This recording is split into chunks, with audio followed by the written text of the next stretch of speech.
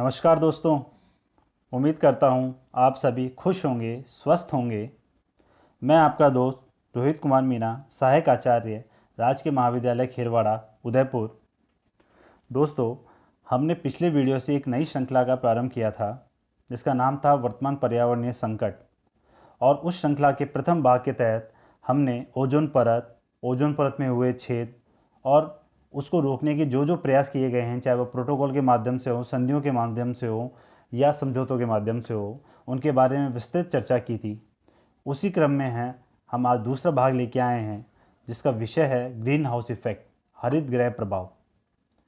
दोस्तों, हम एक शब्द बहुत सुनते हैं, क्लाइमेट चेंज, जलवायु परिवर्तन।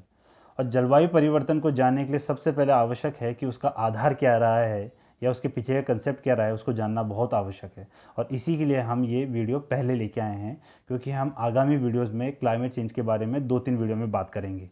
तो इसलिए आज हमारा विषय ग्रीन हाउस इफेक्ट एक बहुत महत्वपूर्ण विषय बन जाता है, क्योंकि इसके व्याख्या को जाने बिना हम क्लाइमेट चेंज की व्याख्या को पूर्ण तरीके से नहीं जान पाएंगे। तो आइए हम शुरुआत करते हैं।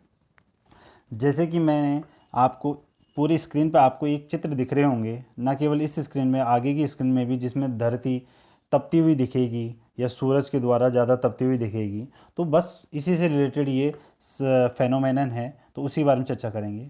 सबसे पहले ये जान लीजिए आप, ये कोई मानव जनित फेनोमेनन नहीं है। ऐसा नहीं है कि ये कोई आज की उपज है या औद्योगिक क्रांति की बाद की उपज है। ये एक नेचुरल प्रोसेस है जो कि जब से पृथ्वी आई है, ये जब से पृथ्वी है तब से ये फेनोमेनन चालू है।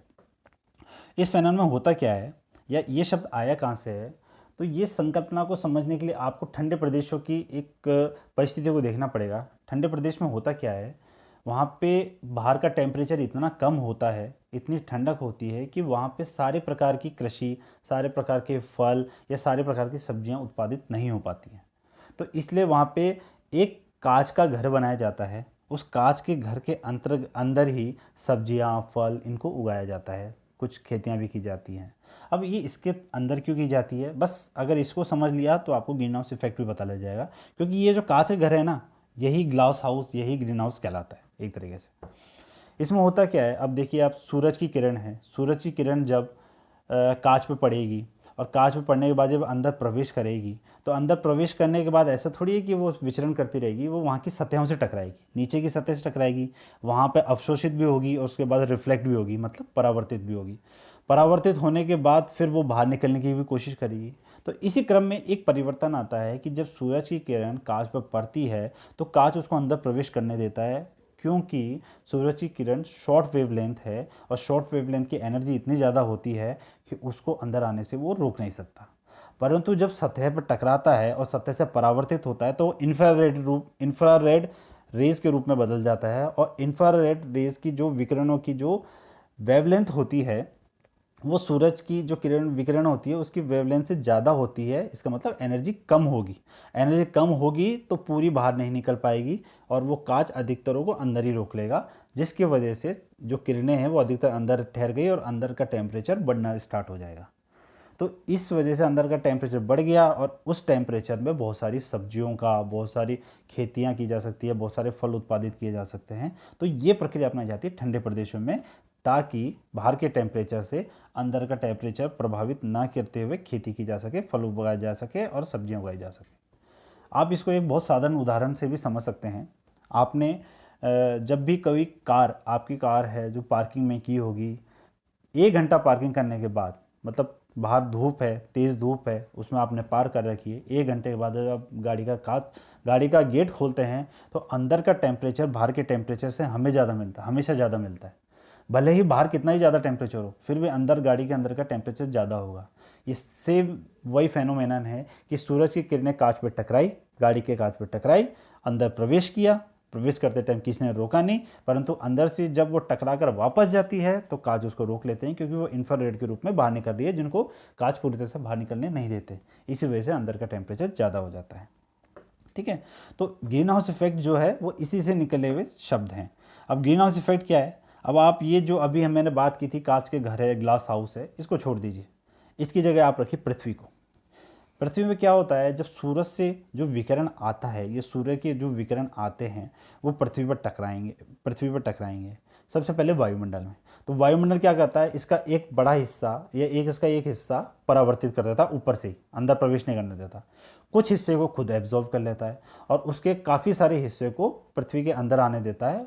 और पृथ्वी में अंदर आने के बाद वो किरणें जब पृथ्वी की सतह पर टकराती हैं तो उसका वहाँ पे वो अवशोषित भी होती है और उसके बाद उसका परावर्तन भी होता है।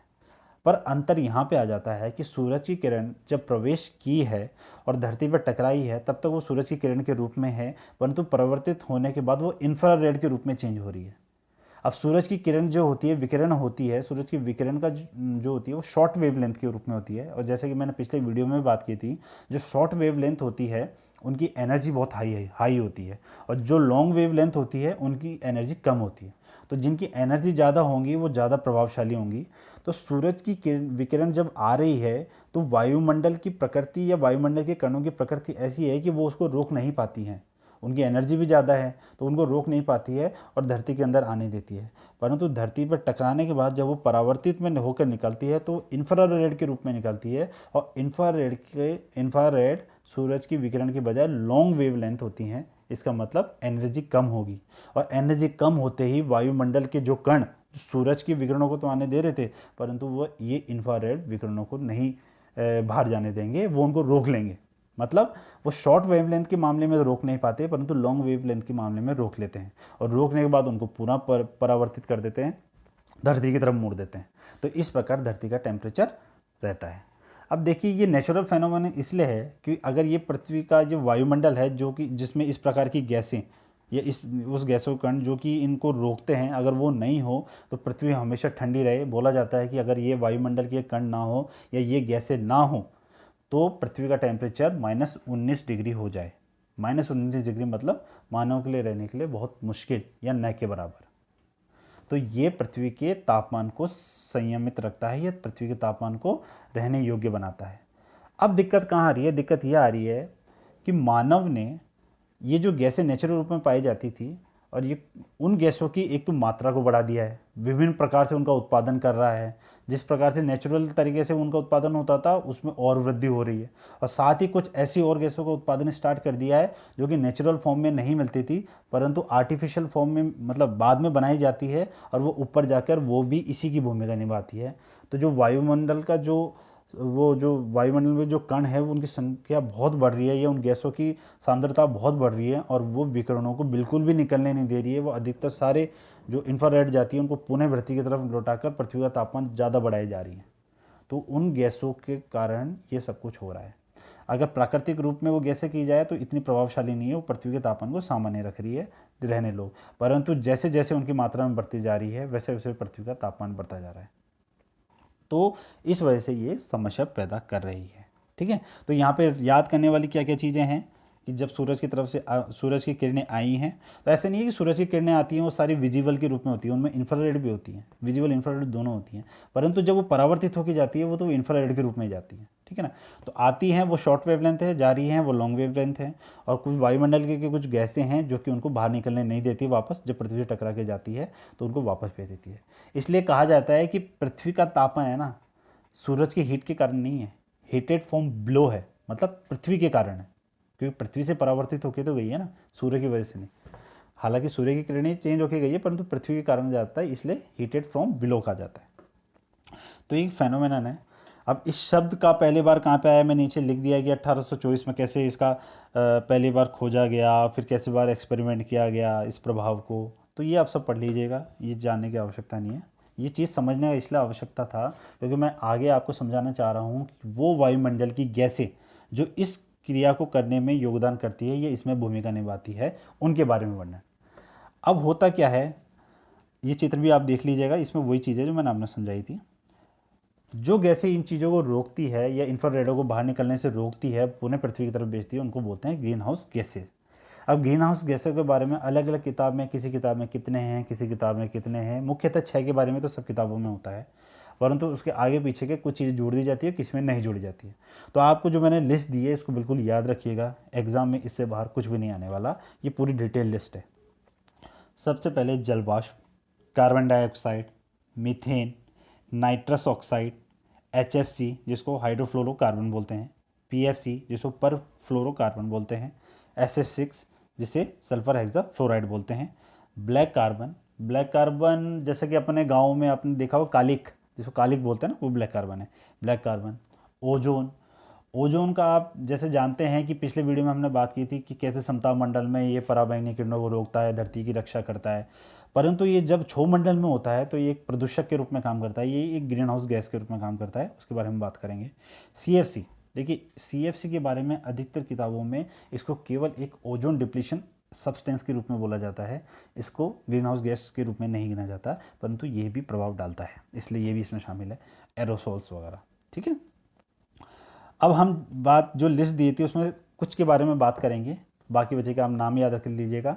और फिर भी अगर आपको जो गैसों के बारे में डिटेल में नहीं बता रहा, उनके बारे में डिटेल में जाना है तो कमेंट बॉक्स में मुझे लिख दीजिएगा, मैं उसके ऊपर भी एक वीडियो बना दूंगा। सबसे पहले हम बात करेंगे जल वाष्प। देखिए जल वाष्प जो है ना, वो ग्रीन हाउस इफेक्ट को बढ़ाने वाला सबसे पोटेंट कंट्रीब्यूटर है। पोटेंट कंट्रीब्यूटर मतलब सबसे प्रबल भूमिका निभाने वाला। प्रबल भूमिका निभाने वाला इसलिए क्योंकि इसकी क्षमता अधिक है ना, और ये वायुमंडल में पाया भी जाता है। पर इसके साथ एक सेफ मोड में क्या बात है कि इसके बनने और बिगड़ने की प्रक्रिया जारी रहती है। जैसे वाष्पीकरण हुआ, संघनन हुआ, फिर बारिश के रूप में बह गया, फिर वाष्पीकरण हुआ, संघनन हुआ, बारिश के रूप में बह गया।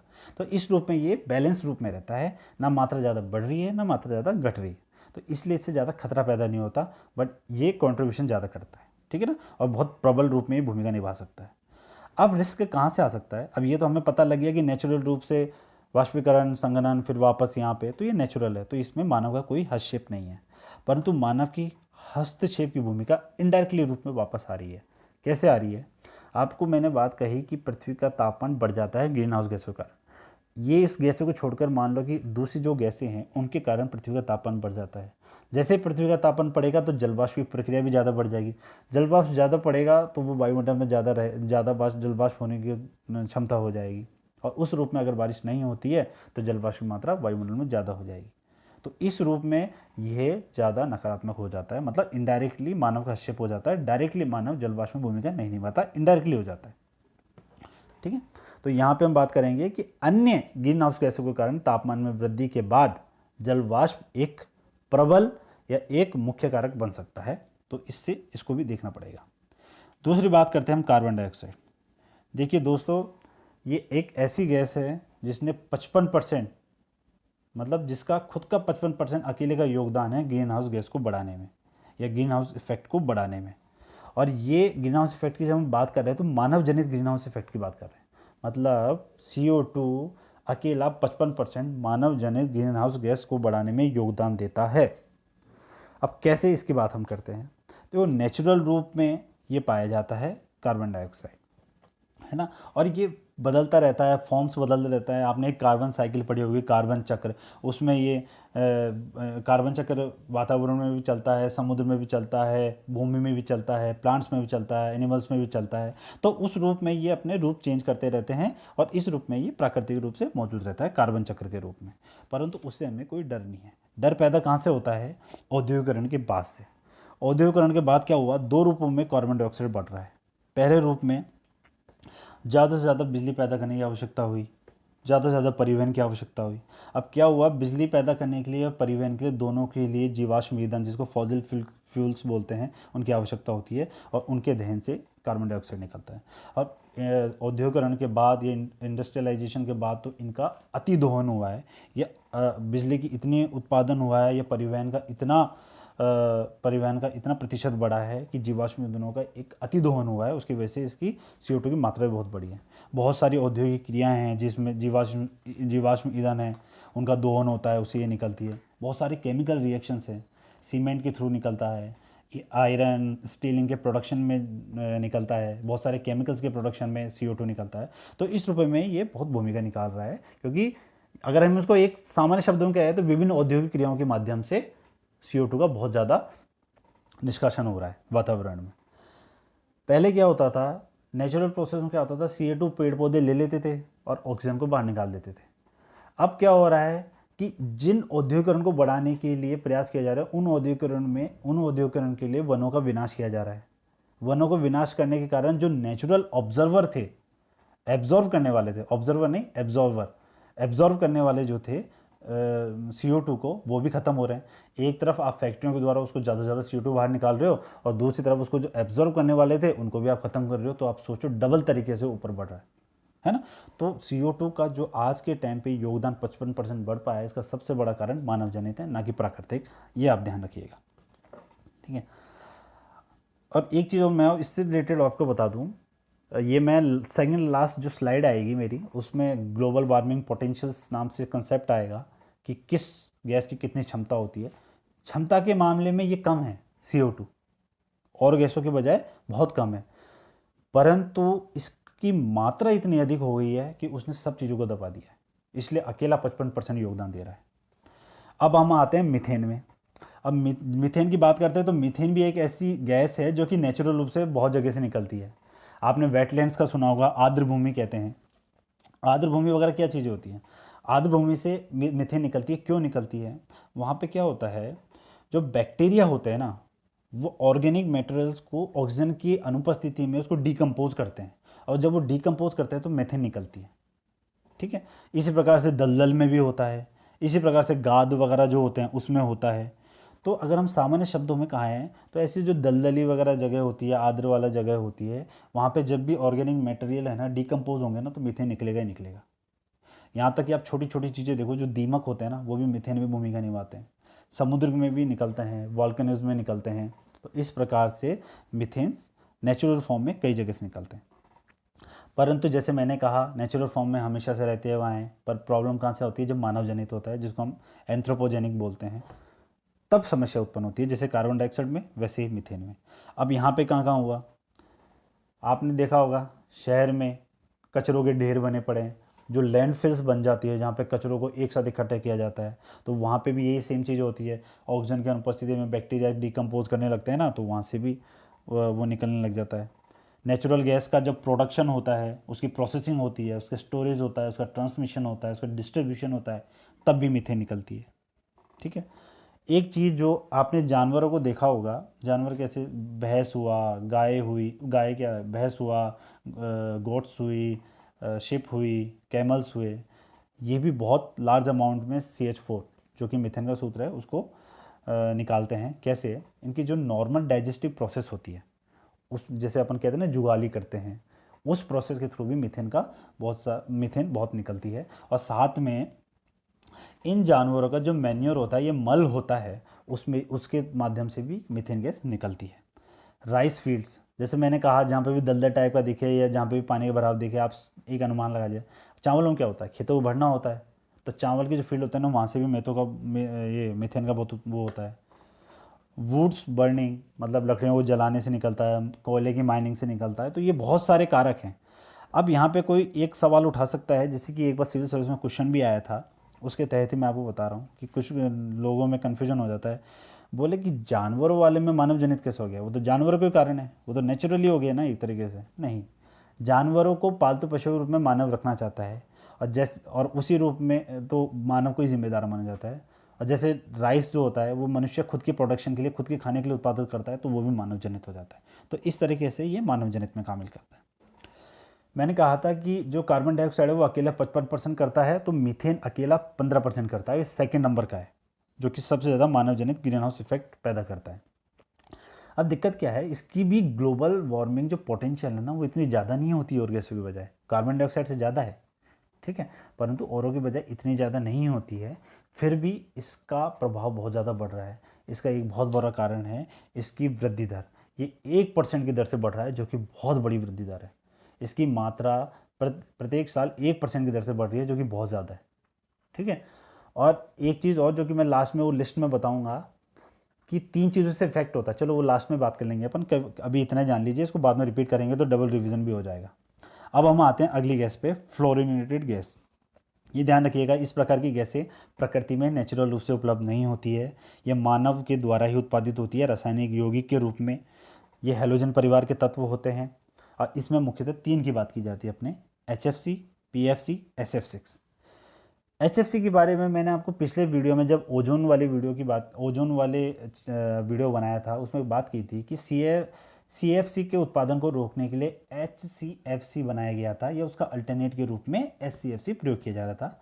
और HCFC के बाई प्रोडक्ट के रूप में HFC अपने आप बनता है, ठीक है। परंतु HFC जो था वो ओजोन परत को तो नुकसान नहीं पहुंचाता था, परंतु वो ग्लोबल वार्मिंग पोटेंशियल बहुत ज़्यादा रखता है, मतलब ग्लोबल वार्मिंग को बढ़ाने में बहुत बड़ी भूमिका निभाता है, ठीक है। तो ये यहाँ पे आ गया इसका वर्णन अब, है ना। पिछले वीडियो में अपन ने बात की थी, यहाँ पे ये HFC वही है जो कि SCFC के बाई प्रोडक्ट के रूप में बन रहा है। और PFC क्या है, पर फ्लोरोकार्बन। ये एल्यूमिनियम जो प्रोडक्शन होता है ना, एल्यूमिनियम या सेमीकंडक्टर्स। अब देखो सेमीकंडक्टर्स आज के टाइम पे सारे इलेक्ट्रॉनिक डिवाइस का एक अनिवार्य भाग हो चुका है, तो ये रुकने वाला नहीं है ना। और इसी प्रकार मतलब PFC 2 के कारण हो गया एल्यूमिनियम प्रोडक्शन और सेमीकंडक्टर की जो मैन्युफैक्चरिंग होती है। ऐसे ही SF6 जो होता है वो मैग्नीशियम प्रोसेसिंग और सेमीकंडक्टर मैन्युफैक्चरिंग इन दोनों के माध्यम से निकलता है। मानव जनित नहीं है वो है। फ्लोरेंटेड गैस की सबसे भयानक चीज़ क्या है, इनके ग्लोबल वार्मिंग पोटेंशियल बहुत ज़्यादा हाई है, बहुत ज़्यादा हाई।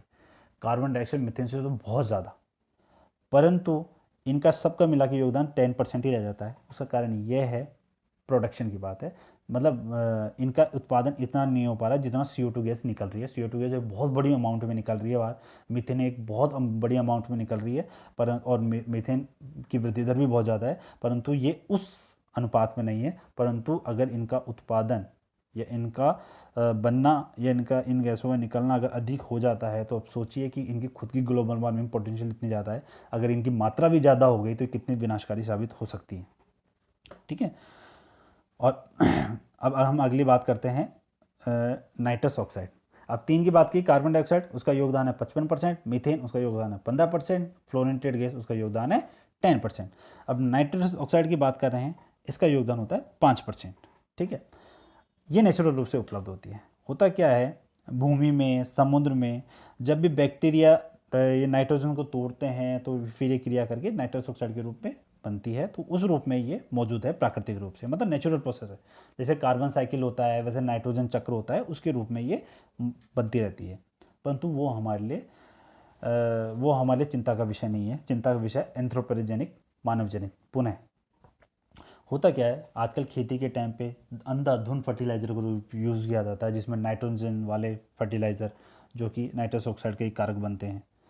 और जो जानवरों का मैंने बताया था मीथेन, है ना, वो चीज़ यहाँ भी होती है। जो जानवरों का मल होता है, उनकी यूरिन होती है, उससे नाइट्रोजन निकलती है और फिर वो क्रिया करके नाइट्रस ऑक्साइड के रूप में।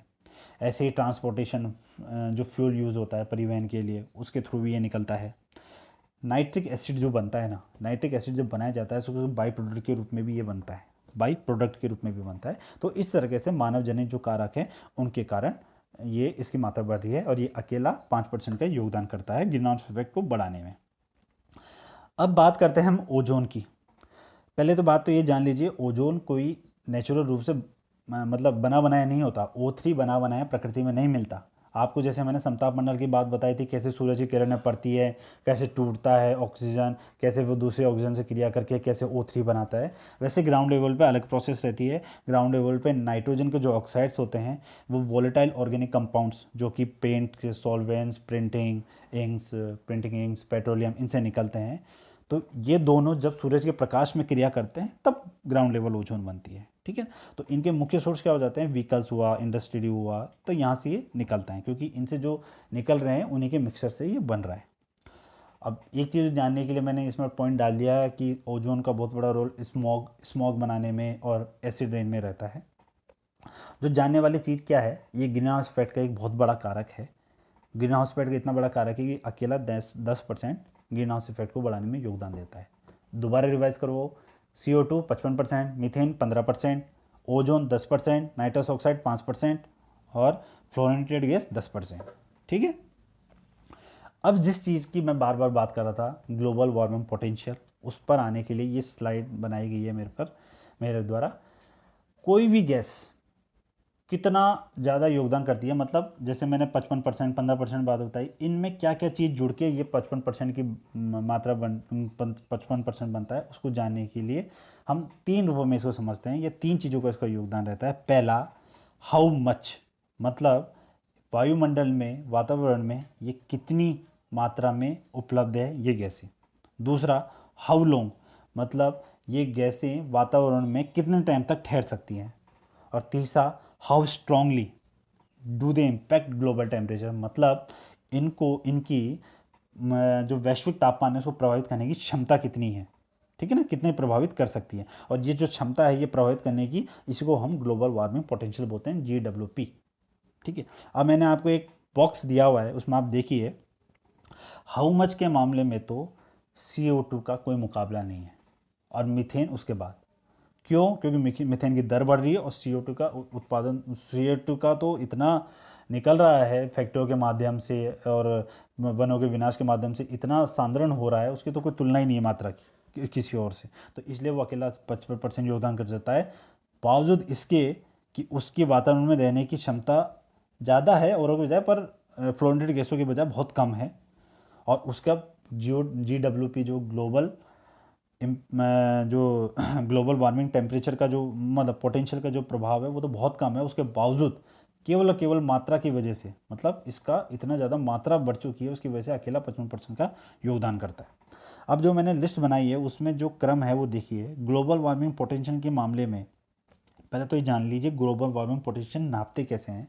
ये नापते ऐसे हैं कि इसकी तुलना दी जाती है कम कार्बन डाइऑक्साइड से, और कार्बन डाइऑक्साइड से भी एक विशेष टाइम के लिए। जैसे कि कार्बन डाइऑक्साइड के बजाय 100 सालों में कोई भी गैस, कार्बन डाइऑक्साइड के कंपैरिजन में कोई भी गैस 100 सालों में कितना अधिक इंफ्रारेड किरणों को एब्जॉर्व कर सकती है। समझ रहे हो आप? मतलब कितने ज़्यादा एनर्जी को वो रोक सकती है कार्बन डाइऑक्साइड के बजाय 100 सालों में। तब कार्बन डाइऑक्साइड को यहाँ पे 1 मान लिया गया। मीथेन के आगे लिखा हुआ है 21, तो इसका मतलब यह है कि कार्बन डाइऑक्साइड अगर 100 सालों में 1 को रोकता है तो मीथेन उससे 20 ज़्यादा को रोकती है, मतलब 20 गुना ज़्यादा हो गया। नाइट्रस ऑक्साइड के आगे 310 लिखा हुआ है, तो मतलब 310 गुना ज़्यादा रोकती है कार्बन डाइऑक्साइड के बजाय। तो इस तरीके से इसकी तुलना है GWP की। तो ये जो क्रम दिया गया है ग्लोबल वार्मिंग पोटेंशियल के मामले में, सबसे ज़्यादा कार्बन डाइऑक्साइड, वो सबसे कम कार्बन डाइऑक्साइड, उससे ज़्यादा मीथेन, उससे ज़्यादा नाइट्रस ऑक्साइड, उससे ज़्यादा HFC, उससे ज़्यादा PFC, उससे ज़्यादा SF6। ठीक है ना, ये क्रम है। कभी कोई क्वेश्चन आए तो सबसे ज़्यादा किसको हो गया? SF6, और इन सब में सबसे कम किसको हो गया? कार्बन डाइऑक्साइड का।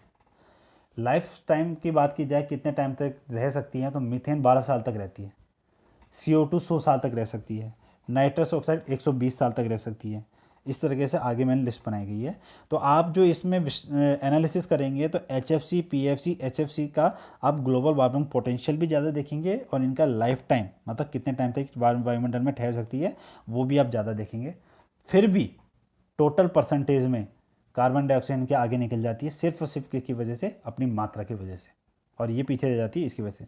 अगर किसी कारण से इन तीनों का उत्पादन बहुत ज़्यादा मात्रा में होने लग गया तो आप कल्पना कर लीजिए क्या होने वाला है। ठीक है, तो ये सारी चीज़ों के मैंने बारे में चर्चा की है। इसका क्रम ध्यान रखिएगा। ग्लोबल वार्मिंग पोटेंशियल में सबसे ज़्यादा कौन सी है, सबसे कम कौन सी है, ये विशेषकर ध्यान रखने वाली बात है। लाइफ टाइम कितने टाइम तक ठहराव कर सकती है, इसमें भी ज़्यादा कौन सी है, कम कौन सी है, ये भी याद करने वाली चीज़ है। और तीसरा, सबसे ज़्यादा योगदान किसका है, कितना है, और उनका क्रम भी याद रखिए, ये सबसे इंपॉर्टेंट बन जाता है। और लास्ट में, अंत में, मैं ये चित्र जो गांधी जी की स्टेटमेंट का लगाता हूँ कि पृथ्वी पे मानव की हर एक ज़रूरत को पूरा करने की क्षमता है, परंतु किसी भी व्यक्ति की एक लालच को पूरा करने की भी नहीं। वो इसलिए लगाता हूँ कि ये हमें सोचना पड़ेगा कि मानव और प्रकृति का संबंध जो है, जो हम आज तक देखते आए हैं औद्योगिकरण के बाद से, या हम जब पैदा हुए थे हम जिस तरीके से अनुभव करते आए हैं, उसको हमको बदलना पड़ेगा। आज हमें प्रकृति के बारे में पुनर्विचार करने की आवश्यकता है, और उस पुनर्विचार करने की आवश्यकता में बस एक चीज़ दिमाग में ध्यान रखिएगा, प्रकृति हमारे बिना सदियों तक रह सकती है। जैसे कि आज आप कोरोना के टाइम पे देखिए, सब अपने घर में हैं, प्रकृति कितनी खूबसूरत हो गई है, कितनी साफ़ हो चुकी है। अगर एक इंसान भी नहीं रहता तो भी प्रकृति मौजूद रहेगी, परंतु इंसान प्रकृति के बिना एक पल भी सांस भी नहीं ले सकता। आगे हम इसी क्रम में क्लाइमेट चेंज से रिलेटेड वीडियोज़ लेके आएंगे। तब तक के लिए धन्यवाद।